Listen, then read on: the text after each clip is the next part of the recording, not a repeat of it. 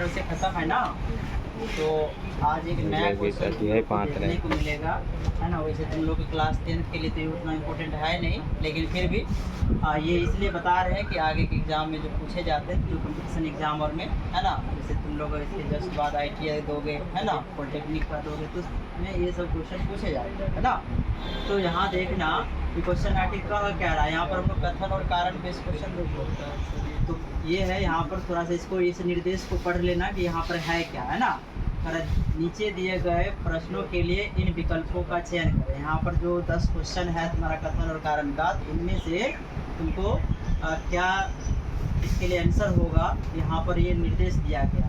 पहला निर्देश यानी कि A नंबर ऑप्शन कब सेलेक्ट करना है, जब कथन और कारण दोनों सही हो और कारण जो है ना वो कथन का स्पष्ट व्याख्या करता हो, है ना। एक ये बात हुआ।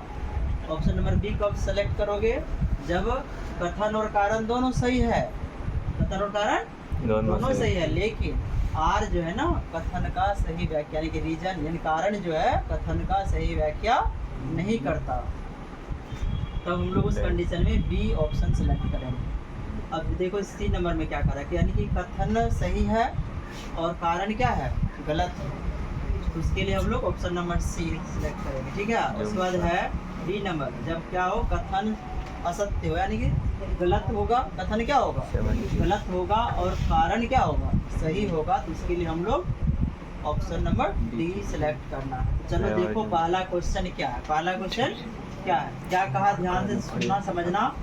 कथन कह रहा है कि सभी क्षार भस्म होते हैं। सभी क्षार क्या होते हैं, भस्म, लेकिन सभी भस्म क्षार नहीं होते। सभी भस्म, क्या ये सही है, क्या सही है बताओ। अब तो ये नया क्वेश्चन है, तुम लोग को कैसे होगा। अब ये जब तक देखो पूरा थ्योरी पढ़ लिए हो और जब ये चीज़ पता नहीं होगा तो दिक्कत है ना। थ्योरी इम्पोर्टेंट हो जाता है पढ़ना। अगर कथन कारण क्वेश्चन बना रहे हो तो एक एक बातें चैप्टर में उनको समझनी पड़ेगी, है ना। तो यहाँ ध्यान से सुनो समझो। तो भस्म, सभी क्षार भस्म होता है। सभी क्षार क्या होता है, भस्म होता है, लेकिन सभी भस्म क्षार नहीं होता। सभी भस्म क्षार। आज एक बात बताओ, हम परिभाषा ये लिखाए हैं कि क्षार किसको कहते हैं, क्षार किसको कहते हैं। क्षार किसको कहते हैं, जो भस्म जल में घुल जाता है। जो भस्म जल में घुल जाता है उसको क्या कहोगे, क्षार कहोगे।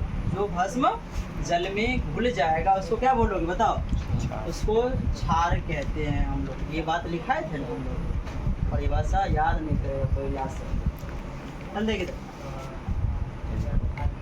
तो चलो ये पहले सही समझ में आया तुम लोग को। कह रहा है कि सभी क्षार भस्म होते हैं, ये बात सही है, लेकिन सभी भस्म क्षार नहीं होते, ये बात भी सही है ना। यानी कि पहला तुम्हारा कथन जो है वह सही है। कथन क्या है, सही है। अब यहाँ देखो कि क्या है, रीजन देखो क्या है कि क्षार वे भस्म है जो जल में विलय होते हैं। सही बात है। क्षार किसको बोलोगे, यानी कि वह भस्म जो जल में क्या होता है बताओ, विलय होता है, तो उसको क्या कहते हैं हम लोग बताओ, क्षार कहते हैं। तो क्या ये सही है दोनों। क्या कारण जो है कथन का सही व्याख्या भी कर रहा है ना। इसका मतलब ये भी सही है, ये भी सही है, और कारण जो है कथन का सही व्याख्या भी कर रहा है। तो बताओ इन चारों ऑप्शन में से कौन सा ऑप्शन हो जाएगा, A नंबर होगा। अरे बोलो कौन सा ऑप्शन होगा, A नंबर होगा। तो ये सब जो है तुम लोग भी लिख लो अपने कॉपी पर कि इसका क्या होगा आंसर।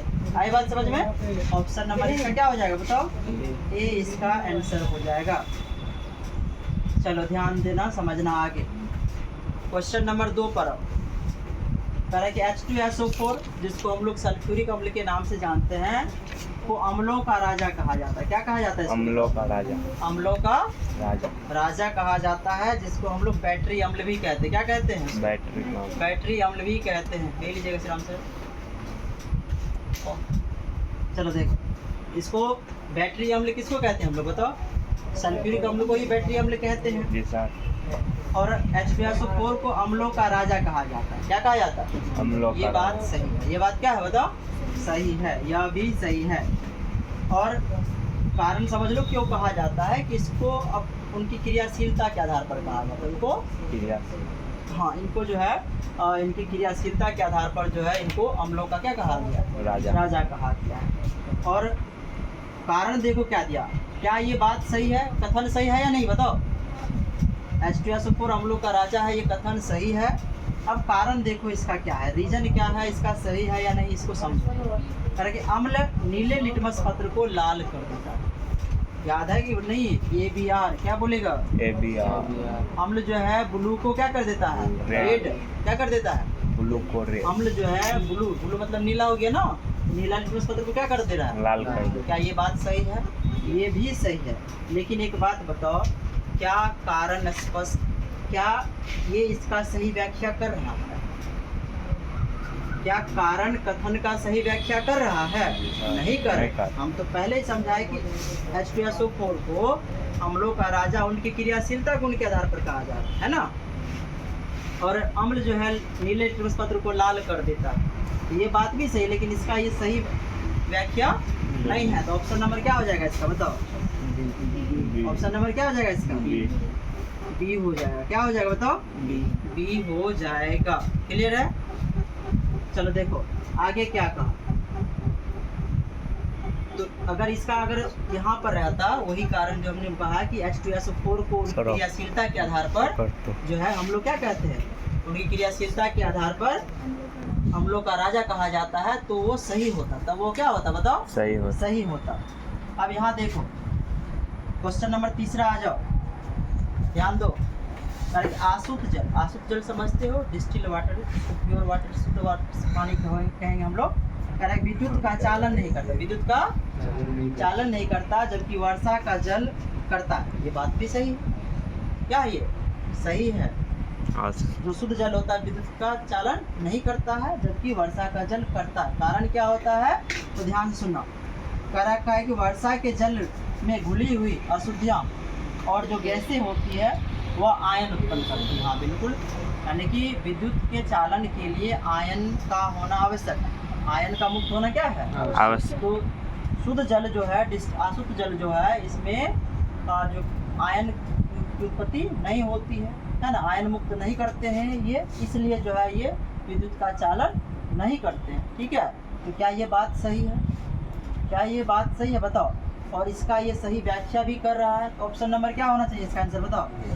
इसका आंसर क्या हो जाएगा, ए नंबर हो जाएगा।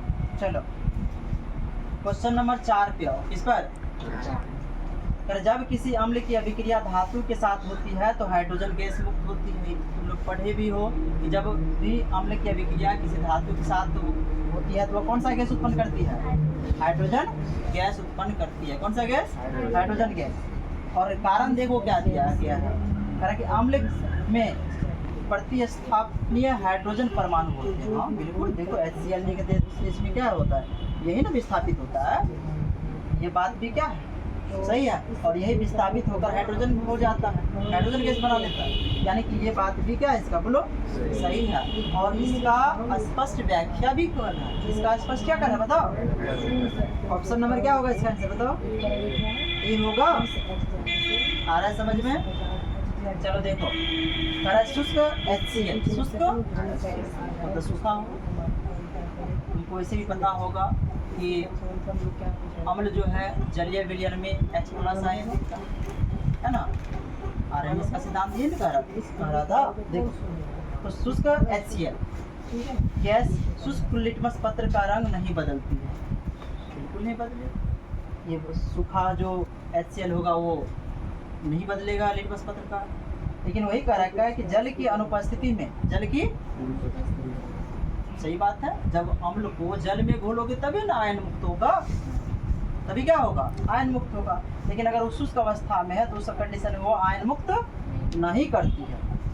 वही बात देखो, तो कारण देखो, कथन समझ में आया पहले। और कारण क्या कहा कि जल की अनुपस्थिति में HCl गैस H+ आयन उत्पन्न नहीं कर पाती है, ये बात भी क्या है सही है। और उसका स्पष्ट व्याख्या भी कर रहा है। तो ऑप्शन नंबर इसका क्या होगा बताओ, ये होगा। तो ये एक बिल्कुल नया क्वेश्चन है तुम लोगों के लिए।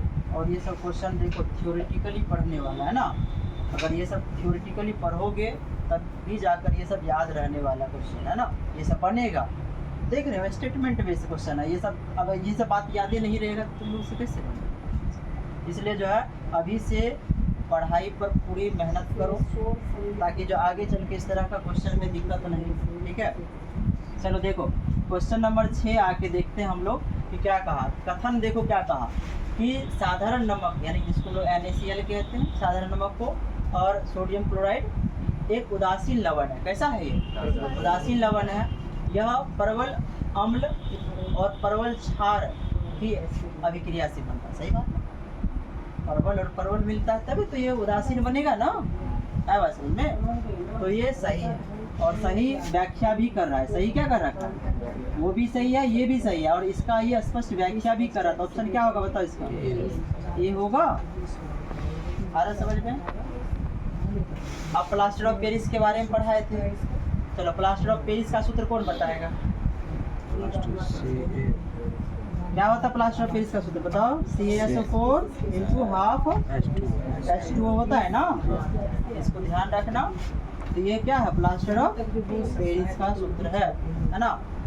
तो देखो, तो प्लास्टर ऑफ पेरिस का उपयोग डॉक्टर जो है टूटी हुई हड्डी को जोड़ने में करता है। ये तो सही है ना, ये सही है।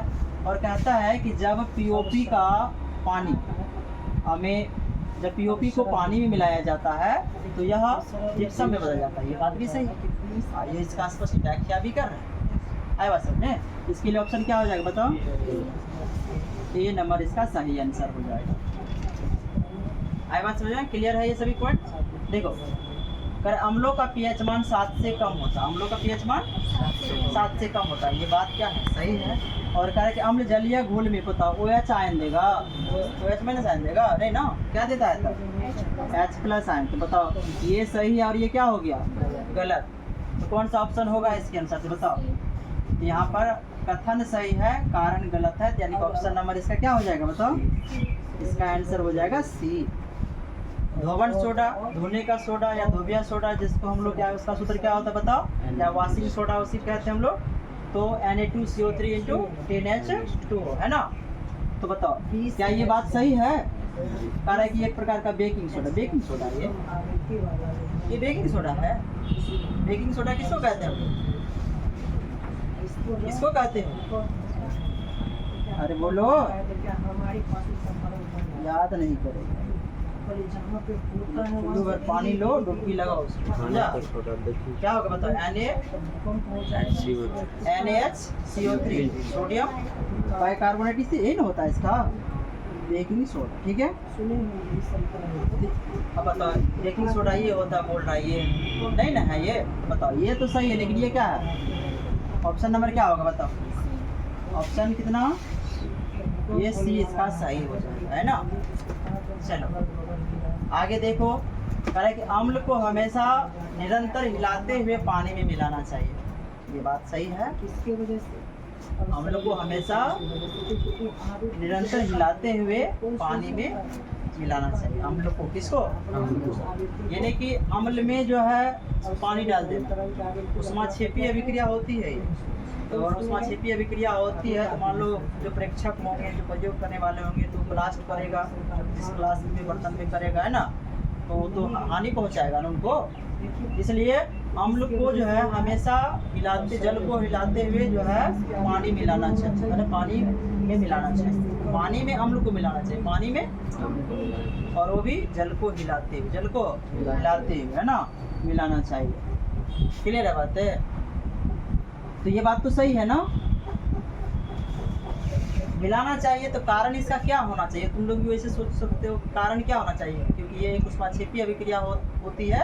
इसे बचने के लिए जो है हमें ऐसा करना चाहिए ना, ताकि हम लोग जो प्रयोग के दौरान हम लोग को हानि न पहुंचे, उसके लिए ये कारण होना चाहिए ना। तो कारण देखो क्या दिया है, अम्ल को पानी में मिलाने से प्रति इकाई आयतन में H+ आयनों की सांद्रता कम हो जाती है। क्या हो जाती है? ये गुण कैसा हो गया? ये तनुकरण वाला गुण हो गया ना। कैसा गुण हो गया? तनुकरण का गुण हो गया। ये पढ़ाए थे ना, तनुकरण किसे कहते हैं? जब अम्ल को पानी में मिलाने पर क्या होता है? प्रति इकाई आयतन में H+ आयन की सांद्रता में कमी हो जाती है। बताओ सही तो ये भी है, सही ये भी है, लेकिन इसका स्पष्ट व्याख्या नहीं न कर रहा है ये। तो ऑप्शन नंबर क्या होगा बताओ? ऑप्शन नंबर क्या होगा? बी ना। क्या होगा बताओ? बी होगा। ये रहा ना। क्वेश्चन देखा इस तरह से क्वेश्चन पढ़ना पड़ेगा, है ना। मेहनत नहीं करोगे, थियोरिटिकली मेहनत करना पड़ेगा। थ्योरी आधारित ही सब क्वेश्चन है। अभी से सब क्वेश्चन बनाने का आदत डालो। क्लास 10th में भी हो, कथन कारण अवश्य देखो, सुनो, समझो, बनाओ। ठीक है, इतना कर लेना। ठीक।